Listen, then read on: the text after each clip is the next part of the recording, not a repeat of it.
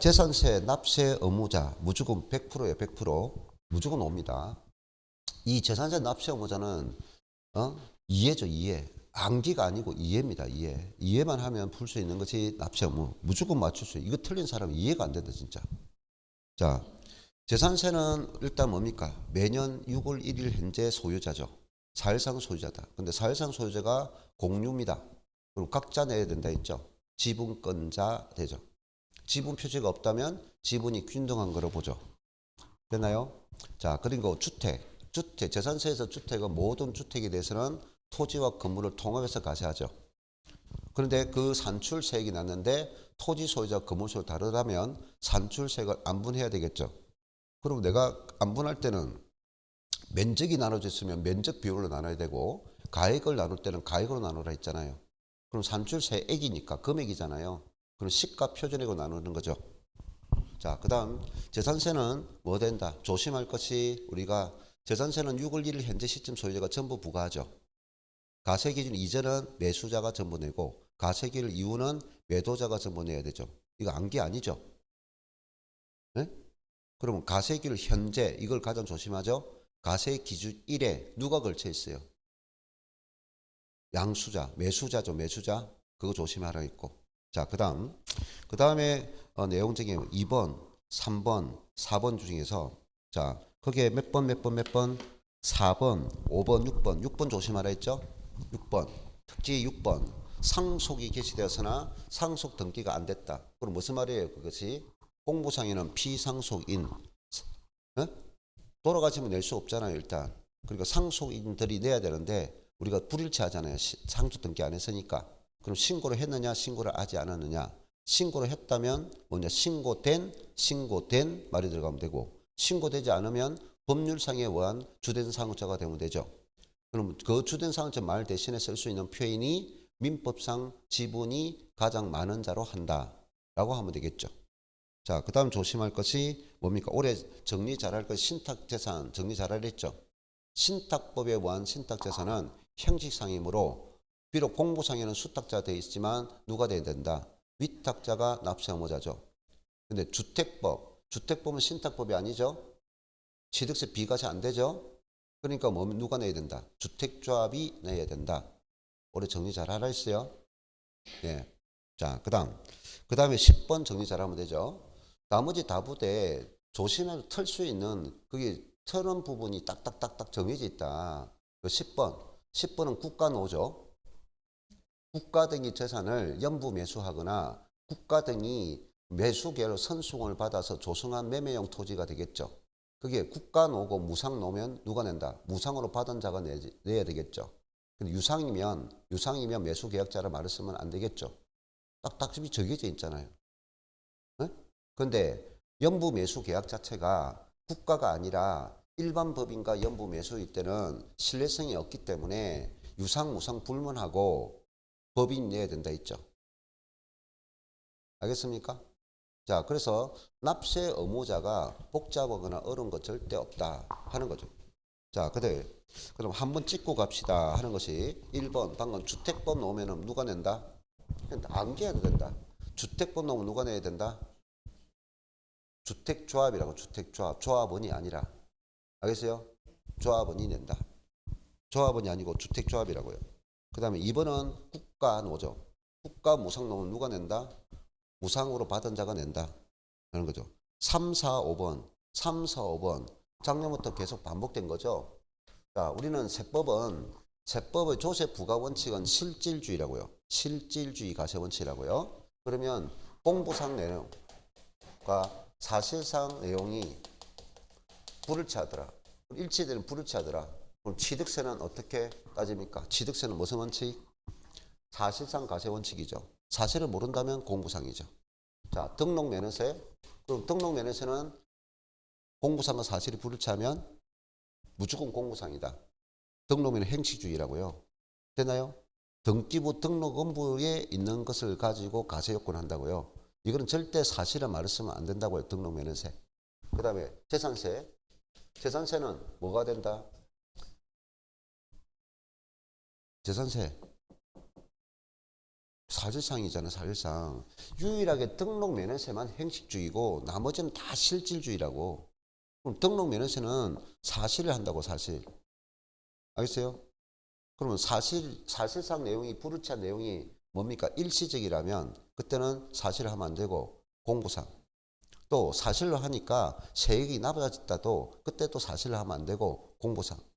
근데 등록 면허세만 무조건 공부상이고, 알겠어요? 취득세 나머지 다 세금들은 실질주의라니까. 우리가 모든 국세기본법이나 지방세기본법에서 모든 세금은 실질주의라 등기 등록 요건이 아니라고요. 알겠어요? 그런데 등록 면에서는 공시를 함으로 권리를 주장하니까 유일하게 이것만 형식주의고 나머지는 다 실질주의라 이 말이에요. 그런데 올해 재산세는 그걸 보충시켰다는 말이죠. 그래서 재산세는 기본이 뭐다? 사실 현황 부과 원칙인데 그 사실상 현황 부과가 일시라면 일시적이니까 아니 말을 이해하면 돼. 일시적이니까 계속하지 않잖아. 그러니까 공부상 하라는 거고 또 사실상 현황을 하니까 세금이 낮게 적용된다면 그것도 공부상 해라 이 말이지. 그것이 그게 뭡니까? 3번, 4번, 5번 내용이잖아요. 순서대로. 자, 그 다음 7번 내용은 올해 뭡니까? 신설된 내용이죠. 재산세 납세 의무자 신설 내용이죠. 파산법 놓으면 뭡니까? 무조건 공부상 소유자가 돼야 된다. 이 말이죠. 예제 1번 문제 있죠. 자, 예제 1번 문제 기억에 뭡니까? 무슨 이거 뭐 전체 읽을 필요 없잖아요. 딱 이거 몇 번 읽었다면 이제 답이 나오잖아요. 기억이 누가 나와요? 채비지 보르지 나왔죠. 그럼 한지 관리자가 누가 돼야 돼요? 사업 시행자가 돼야 되죠. 자, 니은 뭡니까? 방금 채무자 파산 났잖아요. 파산 오면 누가 된다? 공부상 소유자. 공부상 소유자. 틀리죠? 그 다음에 디귿은 뭐가 됐어요? 기속이 분명하지 않았다 말이 나왔죠. 그럼 기속이 분명하지 않으니까 누가 된다? 사용자. 맞고. 그 다음에 리얼. 지문 기대로 답이 나오잖아요. 국가 나왔고. 그 다음 쭉 보니까 뭐냐? 무상 나왔죠. 그럼 국가 무상 나오니까 매수 계약자. 그 다음 공유 났죠. 각자 내야 되죠. 각자 표현이 뭡니까? 지분권자. 맞고. 그 다음에 비업은 가세 기준 1에 매매됐죠. 가세 기준에 매매된 것은 양도인이 아니라 양수자, 일명 매수자가 돼야 되겠죠. 자, 이렇게 정리가 돼야 되고. 자, 유행 13번. 주택분 재산세는 이거는 무조건 정리 안 하고 가면 안 된다. 무조건 알아야 된다. 있어요. 자, 주택분 재산세를 적용할 때는 어떠한 소유 행태가 되든 1주택에 대해서는 모든 주택에 대해서는 초과 누진세를 적용하더라. 별장이 예전보다 별장은 지금 없잖아요. 그럼 별장 문제 지문이 별장 모두 일반 주택으로 되는 겁니다. 초과는 고급 주택 놔도 초과 누진세 적용해야 되죠. 재산세는 모든 주택이라서 모든 주택 별장이 나도 고급주택 나도 단독주택 나도 공동주택 나도 모든 주택은 초과 누진세만 적용한다고. 다만 1세대 1주택자에는 0.05% 빼주죠. 0.05% 빼주더라. 그 다음 2번 초과 누진세를 적용할 때는 1주택을 공동 소유하든 1주택을 토지 소유자와 건물 소유를 달라더라도 무조건 뭡니까? 토지 가액과 건물을 구분하면 안 되죠. 무조건 뭡니까? 통합한 가액이 해야 되죠. 3번은 뭡니까? 그러면 주택분 재산세는 초과 누진세이죠. 초과 누진세인데 그 초과 누진세를 정할 때 한 사람이 2개 이상 주택을 소유했더라도 뭡니까? 주택별로 초과 누진세를 정해야지 합산하면 안 되죠. 이 한 사람이 여러 개 주택이다. 그러면 4번은 뭡니까? 재산세에서 지방세에서 다가구 주택은 등기부가 하나가 되어 있지만 다가구 주택을 뭐로 정하라고요? 1구를 1주택 보죠. 1구를 1주택 보죠. 그러면 한 사람이 여러 개의 주택을 가졌죠. 그러면 토지 부분을 안분해야 되겠죠. 그럼 안분해야 되니까 뭐냐? 면적이 나눠져 있죠. 그럼 건물 면적을 나눠서 토지 가액과 건물 가액을 통합하겠죠. 자, 그 다음 갭용이죠. 지방세에서 갭용은 절대로 뭡니까? 전부 개념을 쓰지 않는다고 했죠. 건물 전체가 갭용될 때는 지방세는 주택부만 주택이 본다. 한 동이죠. 그럼 구분된 공간인 1구가 갭용될 때는 50% 이상이 주택이면 전부 주택을 본다 했죠. 이거 모르고 가면 안 된다 이 말이에요. 자, 그 다음에 토지분 재산세 과세 대상은 종합합산, 별도합산, 분리과세 있죠. 여러분이 종합과 별도를 인식할 수 있으면 나머지는 분리지. 무슨 고민하고 있어요? 우리 주관식도 아니고. 그럼 종합과세 대상의 특징은 일단 토지 소유자가 효율적으로 이용하지 않는 땅을 말한다 했죠. 효율적으로 이용하지 않는다. 그럼 토지 소유자가 토지를 놀리고 있는 땅은 어떤 용도든 종합이 되겠죠. 지상정착물이 없는 토지입니다. 놓으면 뭐야? 종합이죠. 나대지, 잡종지, 갈대밭, 채비지, 보루지 이용하지 않는 땅은 무조건 종합이라고요. 그 다음에 기준 면적을 줬다는 것은 법률 제한이잖아. 그럼 기준 면적 초과 부분하면 무조건 종합이 될 수밖에 없죠. 자, 그 다음에 농지와 목장용지는 농지와 목장용지라는 땅은 도시지역에 있는 땅을 농지로 이용하면 돼? 용도상 안 어울리잖아요. 그러니까 용도지역에 어울리지 않게 이용하는 것은 뭡니까? 종합이죠. 근데 도시지역 내에 대해서 농지, 목장용지라도 개발제한구역과 녹지지역에 한해서는 분리가 되겠죠. 자, 그다음 위법행위, 허가받지 않았다, 인가받지 않았다 이런 말이 나오잖아요. 그러면 뭐 허가받지 않았다 종합이죠. 말 안 들은 법을 아무리 돈을 많이 벌어도 법을 위반한 게는 무조건 종합밖에 될 수 없다고요. 자, 그 다음에 내가 그림 3개 줬었어요. 하나, 둘, 셋, 건물 3개를 딱 했어. 첫 번째는 이 건물 가액이 시가 표현액이 2% 미달하더라. 계속 오는 질문. 2% 미달할 때는 어떻게 한다? 건축물 바닥 면적 부분과 바닥 면적 제외 부분을 나누잖아요. 바닥 면적 부분은 별도 합산이고 바닥 면적원 하면은 별도 합산이고 바닥 면적을 제외한 부분만 종합이죠. 이거 두 번째는 건물이 뭐 된다? 철거 멸시됐다. 그럼 건물이 없어졌잖아. 그럼 토지는 나대지가 되잖아. 그럼 바로 나대지로 인식하지 않는다 했죠. 6개월이 경과됐느냐 6개월이 경과되지 않았느냐. 6개월이 경과됐으면 종합이고 나대지가 되고 6개월이 경과되지 않았으면 별도 합산이다. 그 다음에 세 번째, 이 건축물이 있는데 건축물을 이용함에 있어서 허가나 사용 승인을 받지 않았어. 이 말이야. 그럼 허가받지 않고 승인을 받지 않고 이용되면 그거는 뭡니까? 이 건물을 주택으로 이용하더라도 주택으로 본다 안 본다? 안 본다는 거야. 그럼 그 토지는 허가받지 않고 이용하는 토지가 되니까 뭐 된다? 종합이다. 이거 암기가 아니잖아요. 뭐 6개월이라는 것이 뭐 복잡한 것도 아니고 뭐 2%가 장난치는 것도 아니겠고 조금만 이해하면 답이 바로 나오는 거지. 종합이 제일 쉬운 거야. 그다음 별도 합산. 별도 합산과 분리과세는 일단 어찌돼? 토지 소유자가 토지를 효율적으로 이용한다 했죠. 진짜. 효율적으로 이용한다. 근데 별도 합산은 단위 면적의 수익이 높은 땅이라 했죠. 수익이 높다는 것은 그만큼 가치가 높다는 거고 가치가 높다는 것은 수요자가 많은 거죠. 그래서 우리가 농지나 목장용지나 임야는 단위 면적 땅의 수익이 낮잖아. 여기에 별도로 말을 쓰면 안 되잖아요. 다만 임야 중에서 예외적으로 하나 있잖아요. 임야. 스키장, 골프장과 관련됐을 때는 수익사업과 관련된 월행이 보존된 임야일 때는 그거는 별도. 그건 특례로 해서 예외가 되는 거잖아요. 그 다음에 두 번째는 공장. 공장은 어느 지역에 있는 공장이든 기준 면적을 제한한다 있고 기준 면적 초과 놓으면 무조건 종합이고 그럼 기준 면적 이내일 때는 두 개로 나눠지잖아요. 공장 건축 부수 토지는 기준 면적 이내일 때는 두 개로 나눠지잖아요. 초과 부분이 종합이니까 나머지는 두 개가 노는 거는 분리 아니면 별도잖아요. 그럼 지문에 읽었을 때 공장이 들어갈 지역에 있으면 분리가 되고 공장에 들어가면 안 되는 지역에 있는 것이 별도잖아요. 군 지역에 있는 공장용 건축물로서 기준 면적 이내다. 뭐야? 분리잖아요. 암기 아니고 생각하시라니까. 인구 밀집지역이 아니잖아요. 도시지역 밖에 있는 공장은 공장이 들어갈 수 있잖아요. 그럼 기준 면적 이내면 분리잖아요. 초과면 종합이고 왜 이게 어렵단 말이에요. 이거를 기준이. 시산업단지에 있는 공장용 건축물 부토지다. 무슨 대상이에요? 아니, 산업단지에 공장 들어오라고 한 것이 산업단지 아닙니까? 산업단지인데 왜 별도가 나와요? 분리지. 참네. 아니, 산업단지가 공장 들어오라고 한 거지 산업단지잖아. 공업지역도 공장 들어오라고 한 지역이잖아. 그럼 공장에 들어가는 지역이 기준면적이 있는 분리지 왜 별도가 돼요? 시. 산업단지와 공업지역을 제외한 지역이 돼야지. 그 제외지면 주거지역 공장 들어가면 돼. 상업지역 공장 들어가면 돼. 녹지지역 들어가면 돼. 안 되잖아. 그게 별도지.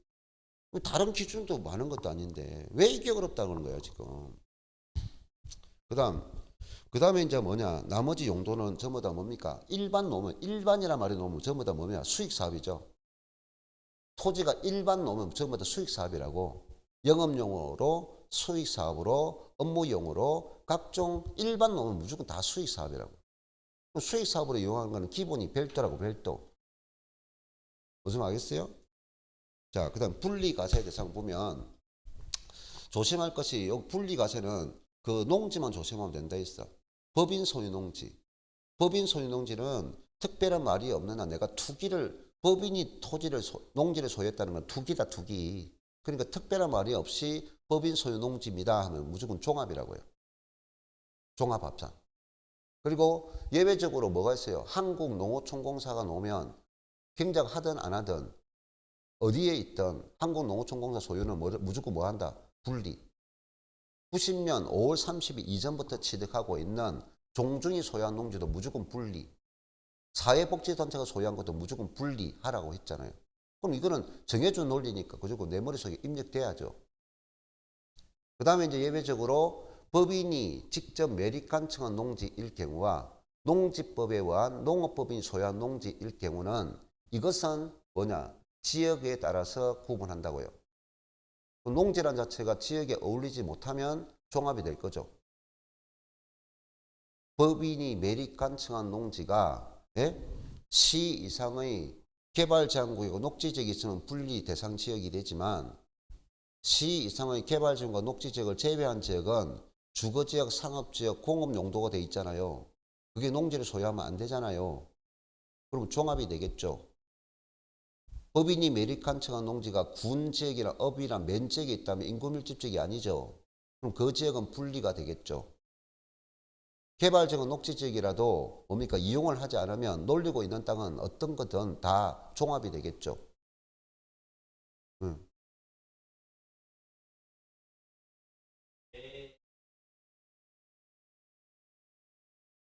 산업단지 공업지역을 제외한 지역이 별도지. 공장은 아까 기준면적이 논다 했잖아. 공장은 무조건 기준면적이 논다 했잖아요.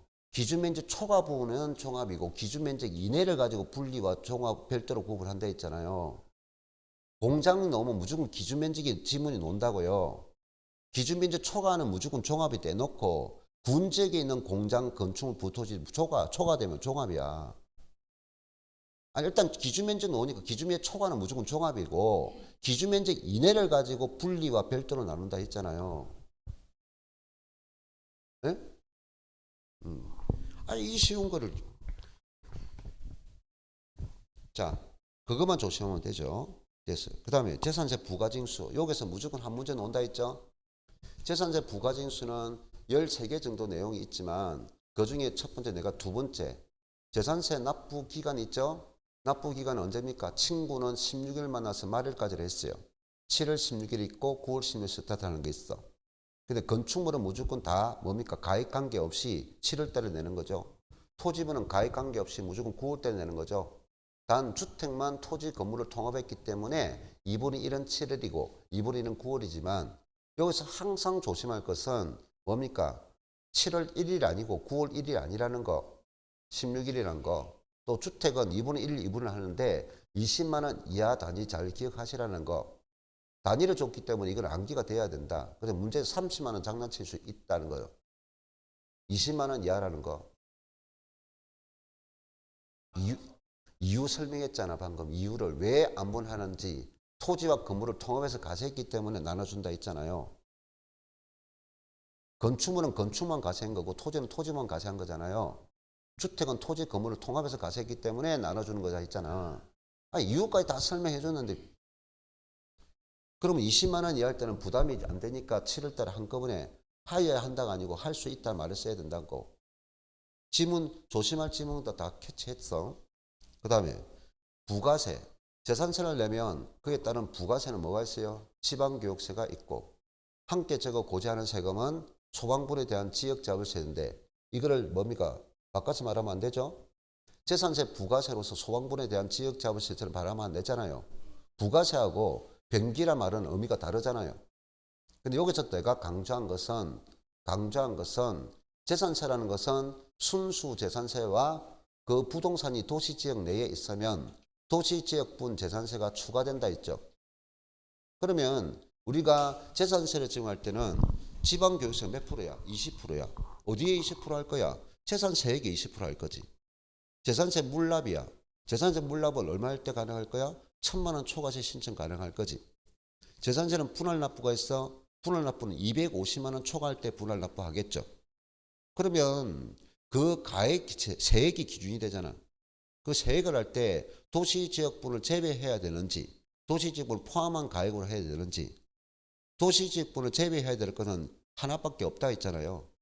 지방교육세 20% 정할 때는 도시지역분을 포함이라 말하면 안 되고 제외라 말을 써야 되고 물납이나 분할 납부할 때는 전부 다 도시지역분을 포함한 재산세가 기준이 된다 했잖아요. 그러니까 하나만 딱 알면 되잖아요. 지방교육세 20% 정할 때만 도시지역분 재산세를 제외한다고 그걸 포함하면 틀리고 물납이나 분할 납부에서 그 말에 놓으면 도시지역분은 무조건 포함한 그 세액이고 그것 때문에 조심하라고 했고 그 다음에 원 3번은 내가 뭡니까? 별표시 3개 하라 했잖아요. 공부상과 사실이 불일치하는 내용이 있다면 무조건 그대로 방치해 둔다면 가세권자는 공부상 가세대장을 보고 판단하므로 올바른 판단을 할 수 없다라고 했잖아요.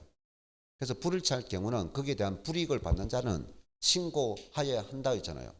요 하나하나가 전부 다 함정이야. 이거는 다 지뢰라고 지뢰.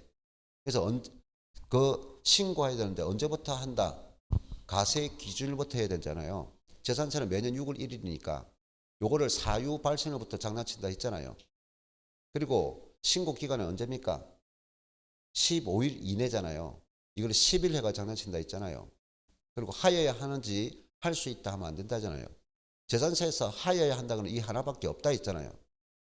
그리고 신고를 하지 않았다고 해서 가산세를 부과한다 하면 안 되잖아요. 이거는 재산세는 보유세지 신고주의 세금이 아니잖아요. 또 가세권자가 그 불일치를 알았을 때 직권으로 조사한단 말이야. 그러면 그 기록하죠. 기록. 등기입니까? 등재입니까? 등록입니까? 그 등재잖아요. 이거 왜 등재해야 되는지도 또 설명해 줬잖아요. 우리는 가세 대장이지 등기부 등록업무가 아니라 했잖아요. 그래서 등기라 말을 써도 안 되고 등록이라 말을 써도 안 된다. 그래서 등재할 수 있다 했잖아요. 이 원 3번은 지문 하나가 다 지뢰야. 어느 한 부분을 받침을 다 틀리게 할 수 있어. 근데 명확하게 모르면 안 되지. 그 다음 세부담 상한은 암기하고 있어야 되죠. 토지분 재산세와 건축물 재산세는 세부담 상한이 가액 기준 없죠. 100분의 150을 한도로 하죠. 근데 주택은 개인 소유자와 법인 소유자로 나누죠. 법인 소유자는 가액 기준 없이 100분의 150을 하죠. 그런데 뭡니까? 주택, 개인이 소유한 주택은 가액을 차등하는데 그게 뭡니까? 3, 6초죠. 그럼 이걸 암기가 안 되면 필요 없죠. 암기가 돼야만이 문제 풀 수 있죠.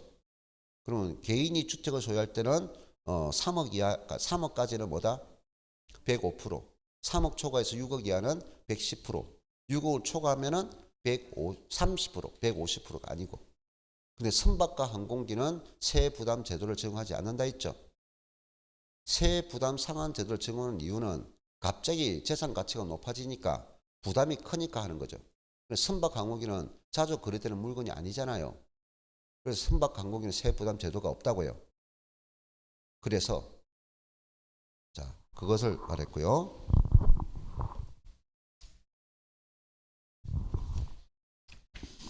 자, 그 다음 그래서 그 반드시 정리해야 될 재산세 부과 아까 조심할 것 설명 다 거기에 적어놨죠. 자, 예제 1번에 보면 다음은 지방세법상 재산세에 대한 내용입니다. 틀린 것은 있는데 자 1번에 보면 국가 돼 있죠. 국가 등이 개인 법인 재산을 1년 이상이죠. 공용 공공용이죠. 무상으로 사용되죠. 그럼 비과세죠. 요 부분을 장난칠 때 유상 넣는다고 유료 넣는다고요. 유료가 났는데 비과세하면 안 된다. 지방세는 절대로 사치성자산이 되는 것은 지방세 절대 비과세 없고 수익 사업으로 이용하는 것도 절대 비과세 없고 반대급부가 따르는 것은 지방세는 절대 비과세가 없다라고 했죠. 자, 그다음에 2번은 이제 뭡니까? 재산세는 지방세로서 어디의 재정 수입이 됩니까? 시, 군, 구. 시, 군, 구입니다. 근데 여기 2번도 조심하라고 했죠. 왜? 지방세는 예외적으로 어디 봐? 특별시와 구와 공동과세한다고요. 근데 문제에서 특별시, 강력시와 구는 공동하다. 이렇게 장난치면 안 된다고요. 강력시와는 공동과세 안 한다고요. 서울특별시만 구청과 공동과세 한다고요. 그 다음에 재산세 4번에 보면 우리가 재산세는 5가지밖에 없죠. 토지, 건축물, 주택, 그리고 선박, 항공기. 부동산은 자주 거래되니까 가세권자가 제공한 시가 표현액에다가 공정시장 가액비율을 곱한 것을 가세 표현하죠. 근데 선박과 항공기는 자주 거래되지 않으니까 시장 가액비율을 반영하지 않는다고요. 선박과 항공기는 세액 부담 제도도 적용하지 않는 거고 가세 표현할 때 공정시장 가액비율도 적용하지 않는다고요. 부동산만 공정시장 가액비율을 곱한다고요. 그럼 토지 건축물은 그 비율이 몇 프로고 70%를 곱해야 되고 주택은 몇 프로 곱하는 거고 60%를 곱하는 거죠. 자, 그 다음에 5번은 자, 재산세는 뭡니까? 납부할 세액이 1,000만 원을 초과한다면 물납 신청을 하고 물납은 허가를 받아서 해야 되겠죠. 그럼 물납 신청은 언제까지 해야 됩니까? 납부 종료 10일 전까지 신청하죠. 10일 전까지. 그럼 물납 가치를 평가하기 위해서 전에 평가한다고요. 그럼 물납 가치 평가는 어느 것을 기준해야 되겠죠? 물납 가치를 평가해야 되겠잖아요. 그러면 가세 기준 1이 되겠죠. 가세 기준 6월 1일 기준이 되겠죠. 물납 기준이 아니라. 그 다음에 시가로 해야 됩니까? 아니면 시가 표준해야 됩니까? 여러분이 조금만 생각했다면, 조금만 생각한다면 절대 이익이 될 수 없잖아요. 이게 현실적 가격이 아니잖아요. 우리 세금을 매기 위한 이 시가 표현이 현실적 가격이 아니잖아요. 아주 낮은 가격이잖아요. 그럼 물납하는데 이거를 가지고 물납 가치 평가해주면 우리 사람들이 얼마나 억울하겠어. 그러니까 시가가 당연히 되죠. 시가가. 네? 그래서 가세 기준 현재 시가다. 시가. 요 시가는 여러 개가 조정할 수 있죠. 수용 가액도 될 수 있고, 그 다음 공경매 가액으로도 할 수 있고, 감정평가액들이 시가로 인정된단 말이에요. 그럼 이런 시가가 여러 개일 때는 높은 가액이 하는 것이 아니라 가세 기준 1에 가까운 가액입니다. 자, 여기까지 재산세라고요. 재산세 내용은 내가 올해 예산 보면 딱딱 정해놨잖아요. 자, 그 다음에 종합부동산세. 우리가 종합부동산세는 재산세 가세 대상 중에 초과 누진세율 적용 대상만 종합부동산세 대상이죠. 토지 종합합산, 토지 별도합산, 분리가세는 종부세 대상이 아니죠. 그 다음 비주거용 건축물은 다 종부세 대상이 아니죠. 그럼 모든 주택에 대해서 종합부동산세 적용 대상이 되죠. 그러면 종합부동산세는 그래서 종별주 이 세 가지만 종부세 대상이 되죠. 그럼 종합부동산세 대상은 재산세를 부과한 후에 고액 부동산 소유자가 되죠. 그럼 고액인지 알려면 첫 번째 뭡니까? 1번 합산 방식을 알아야 되겠죠. 1번 합산을 어떻게 하는지 기준을 알고 있어야 되죠. 합산을 어떻게 합니까? 전국 소유자별 합산이란 말이죠. 시, 군구로 하면 안 되고 전국이죠. 또 소유자별이라는 것은 다른 사람 재산을 합산하지 않는다는 뜻이죠. 그걸 다르게 하면 납세 의무자별 개념이고 개인 소유자는 개인별이 되고 법인은 법인별이 되겠죠. 자, 두 번째. 요 두 번째만 요 2번이 가장 장난 잘 칠 수 있는 내용이고 가장 많이 묻는 지문이 이거죠. 방금 고액 소유자가 되려면 법률에 주어진 기준 금액을 암기하고 있어야 되고 그 적용 방법을 알고 있어야 되죠. 네? 2번이 가장 조심할 부분이죠. 그럼 2번이 뭡니까? 토지 종합은 얼마를 초과한다? 5억을 초과하는 자다 말이에요. 그럼 법인이 소유해도 5억을 초과하고 5억을 초과해야 되고 개인이 소유해도 토지 종합은 5억을 초과해야 된다고. 토지는 개인 법인 관계없이 5억을 초과해야 된다고. 자, 별도 합산은 얼마를 초과한다? 개인 소유자도 80억 초과해야 되고 8억이 아니라 80억을 초과해야 되고 법인 소유자도 80억을 초과해야 된다. 다만 주택에 대해서는 주택은 법인 소유자와 개인 소유자를 구분하되 개인 소유자는 9억을 초과하는 자가 납세 의무자지만 1세대 1주택 단독입니다. 단독. 공동 안 된다. 단독 소유자는 12억을 초과하는 자다. 이것이 입력되어 있지 않으면 어떻게 문제를 풉니까? 근데 주택을 법인이 소유할 때는 공시가액 합계가 관계없이 무조건 납세 의무가 있다 이 말이죠. 기준금이 없다 이 말이죠. 토지는 개인 법인 관계없이 기준금을 가지고 주택은 개인은 기준금이 있으나 법인은 뭡니까? 기준금이 없다고요. 알겠어요? 그러면 이거를 차감했을 때 기준금액을 초과한다면 납세 의무자라고요. 이 기준금을 초과하면 납세 의무자고 초과하지 않으면 납세 의무가 아니겠죠. 그럼 초과한다면 가세되니까 세 번째는 뭘 곱해야 돼요? 공정시장 가액비를 곱해야 가세 표준이 나오잖아요. 공정시장 가액비를 또 암기하고 있어야 되죠. 토지 종합과 별도는 몇 프로? 100%를 곱하는데 100% 곱하는데 주택분 종부세는 몇 프로 곱한다? 60%를 곱한다. 곱해야 가세 표준이 나온다. 그럼 가세 표준 다음에는 이제 뭐가 됩니까? 세율이죠. 세율. 요 세율이 그죠. 여기서 이것이 가장 우리가 실수를 가장 유도하고 세율도 가장 실수를 유도하죠.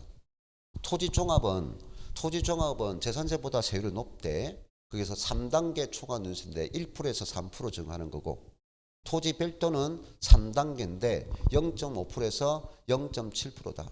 근데 토지분 재산 종부세가 중요한 것이 아니라 주택에 대해서 정리 잘 해야 된다. 아까 주택은 처음부터 뭐로 나눴어요? 법인 소유자와 개인 소유를 나눴죠. 그러면 개인이 전국에 2개 이하 주택, 이때 2개 이하 주택을 계산할 때는 3개 이상 주택을 계산할 때는 조정, 비조정 구분하지 않는다. 작년에는 조정, 비조정 구분했다고요. 올해는 조정, 비조정 구분 없다. 이것을 알아야 되고 그러면 2개 이하 3개 이로 나누되 또 3개 이상 2개 이상 작년에는 2개 이하와 3개 이상은 3개 이상이라는 중과세 했다고 2배 중과세. 올해는 중과세가 없다고. 중과세가 없고 조정, 비조정 구분 없다고. 그래서 전국의 주택을 2개 이하 가지고 있으면 0.5%에서 2.7%까지 7단계 초과 누수를 하고 개인이 전국에 3개 이상 주택을 가지고 있으면 0.5% 출발점이 같은데 4단계부터 세율이 높아져서 5%까지 적용된다고. 그러면 법인이 주택을 2개 이하 가지고 있으면 초과 누수가 아니라 법인 주택 소유자는 무조건 비례 세율을 적용하되 개인에게 적용되는 최고 세율을 적용한다고. 그럼 법인이 2개 이하 주택을 가지고 있으면 2.7%를 비례 세율을 적용하고 법인이 3개 이상 주택을 가지고 있으면 5% 비례 세율을 적용한다고.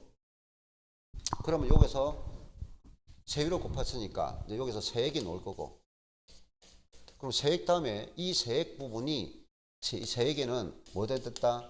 이중과세된 부분이 있다고요. 이 세액이 이중과세됐다고요. 왜? 이미 합산가액 부분은 이미 지방세 7월달 9월달에 이미 재산세가 다 부과된 세금이야. 근데 여기서 기준금액을 빼고 초과된 금액만 과세한다고요. 그럼 기준금액까지는 이중과세 안 되지만 그걸 빼고 초과된 금액만 과세하는 그 초과 부분이 이중과세가 된다고. 그럼 이중과세를 하면 안 되니까 여기서 이중과세 때문에 제외해 주는 것이 있는데 그것이 이중과세가 무엇에 대한 이중과세냐 말이야. 재산세 가세 표준이 이중과세가 아니라 말이야. 그를 재산세 가세 표준에 대한 기납부 재산세라고 하면 안 된다고요. 이중과세된 것이 뭡니까? 종합부동산세 가세 표준 부분이 이중과세잖아. 재산세 가세 표준 부분에 이중과세 이래 하면 안 된다고요. 종합부동산세 가세 표준이라고요. 종합부동산세. 그것만 조심하면 되고. 그러면 이제 은행에 뺐으니까 마지막 단계 끝. 산출세액이 나오죠. 그럼 산출세액에 대해서 일단 또 뭐 해야 돼요? 세부담 상환 제도를 적용해야 되죠. 근데 우리는 내가 가지고 있는 토지를 소유하는 자가 토지 종합합산을 소유하고 있어. 그러면 우리는 세부담 세금제도는 재산세를 적용할 때는 2022년도 여기에 재산세가 부과됐다. 재산세가 30만 원 부과됐어요. 근데 2023년도에 또 재산세를 부과하니 요것이 토지에 대해서 얼마가 됐나? 갑자기 이 재산 가치가 뻥 높아졌단 말이에요. 당연히 또 재산세 세금을 가니까 이게 48만 원 계산됐어. 그럼 부과할 수 48만 원 부과할 수 있어 없어? 얼마까지 부과할 수 있어? 그죠? 재산세는 직전은 또 부과된 직전도 실제 부담된 세금의 150%잖아. 그럼 150% 한도는 45만 원까지만 할 수 있지. 그럼 초과됐으니까 48만 원 할 수 없지. 초과된 금액이 없단 말이야. 그럼 5만 원까지만 할 수 있다 이 말이야. 이것이 세부담 제도란 말이에요. 근데 이 종합은 또 종부세 대상이 됐다면, 만약에 종부세 됐다면 직전연도에 직전연도에 재산세가 30만 원 부과됐다 가정을 두고 이 재산세에 대해서 또 종부세 대상이 됐다고 가정을 두었어. 종부세가 여기서 50만 원이 부과됐어. 그러면 여기서 재산세가 부과될 때는 이 재산세가 42만 원이 부과됐어. 그러면 이걸 한도 내에 들어갔죠. 한도 안에 들어갔잖아요. 그러면 종부세를 적용할 때 종부세도 종합은 150%야. 세부담이 몇 프로라고요? 150%야. 그럼 이 종합부동산세는 얼마까지 적용할 수 있습니까? 이 한도를 정할 때 요 50만 원에 150%를 하는 것이 아니라고. 이 두 개 합한 세액이라고. 그럼 80만 원 기준이야. 80만 원. 이거를 총 세액 상당액이라 한다고요. 80만 원에 100분을 150이라고. 그러면 얼마 돼? 총 120만 원까지 부과할 수 있다고. 그러면 여기서 120만 원 중에서 이미 재산세가 42만 원 부과됐잖아. 40만 원 부과됐으니까 얼마 됩니까? 78만 원 넣어줘. 되나요? 그럼 종부세는 78만 원까지는 부과할 수 있는데 이게 만약에 80만 원 부과됐다면 한도를 초과했잖아. 그럼 이거 할 수 없고 78만 원 되는 거지. 요게 150%라는 것은 총 세액 상당액이란 말이에요. 그래서 요게 토지 종합은 몇 프로? 100분의 150. 별도도 100분의 150. 종합부동산세는 잘 들으세요. 토지는 지방세도 150이고 국세도 종합부동산도 150이야. 그럼 주택은 개인이 소유한 주택이냐, 법인이 소유한 주택이냐. 법인이 소유한 주택에 대해서는 세부담 제도가 적용되지 않는다고. 근데 재산세는 세부담이 있었어 없었어? 있었죠. 재산세는 법인이 소유한 주택에 대해서 가액 기준 없이 100분의 150을 한다고. 그러니까 종합부동산세 주택은 법인이 소유하는 세부담 제공을 하지 않는다고. 자, 그 다음에 재산세를 적용할 때 주택에 대해서 개인이 소유한 주택은 가액에 따라서 105%, 110%, 130% 기준을 한다고. 근데 종합부동산 개인이 소유한 주택은 2개 이하 주택이든 3개 이상 주택이든 무조건 100분의 150이라고. 가액 기준 없다고. 알겠어요? 이것이 내 머릿속에 정리가 안 되면 뭐 계속 틀리지. 재산세는 지방세고 국세는 국세야. 똑같은 내용은 적용 방법이 다 다르지. 법이 다른데. 네? 법이 다른데. 자, 그 내용을 인지해야 되죠. 그 다음 여기서 제일 강조하는 것은 종부세에서 제일 강조하는 건 뭡니까? 누굽니까? 1세대 1주택 단독 소유자잖아요. 뭐라고요? 1세대 1주택 단독 소유자예요. 단독. 이 단독 소유자가 되면은 9억을 공제하고 또 3억을 추가해서 결론적으로 12억 공제 혜택을 준다 이 말이야. 3억을 추가 공제 혜택을 준다 이 말이야. 이게 하나 있고 또 단독 소유되면 산출세액에서 세액 공제를 준다. 단독주택 소유자가 되면 이 공제와 이 공제 2개 준다고요. 혜택이. 그리고 세액 공제 무슨 있어요? 연령 공제죠. 몇 세부터 합니까? 60세 이상부터 하죠. 몇 년 단위입니까?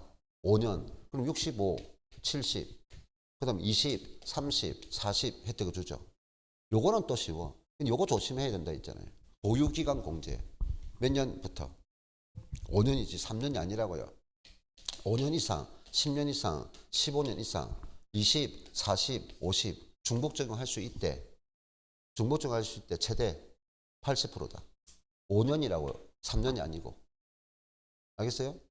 그러면 단독 소유자일 때는 이 혜택을 준다고요. 1세대 1주택이 공동 소유일 때는 공동 소유는 혜택이 없다고. 이게 혜택 받지 못한다고. 공동 소유자는 혜택이 없다고. 단독 소유자는 혜택이 있다. 단 공동 소유라 단 누구 공동일 때는 부부 공동일 때. 부부 공동일 때 혜택을 준다고. 그럼 부부 공동이 무조건 혜택 주는 게 아니라 뭐 신청을 해야 된다고. 언제까지? 9월 16일에서 9월 30일까지 신청을 해야 된다고. 가만히 있다고 되는 게 아니라 신청을 한 경우만 혜택을 준다고. 됐나요? 또 주택은 그 주택에 거주를 해야만 혜택을 준다고. 거주하지 아니한 주택은 혜택이 없다고. 알겠어요? 그런데 자, 그럼 또 1세대 1주택이란 말이에요.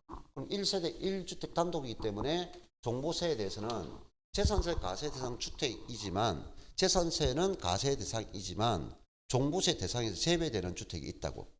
뭐 누가 있다 있어요? 임기사. 임기사 불러서 미분양주택 사고 가정 어린이집으로 운영하다가 문화재로 등록하는 주택이죠. 이것들은 뭐다? 대상 아니라고요. 종합부동 대상이 아니라고요. 그러면 이 주택 가액은 합산할 필요가 없다고요. 이거는 가액에서 제외되는 주택이고 또 개념이 다르죠. 주택수 계산에서 제외시키는 주택이 있죠.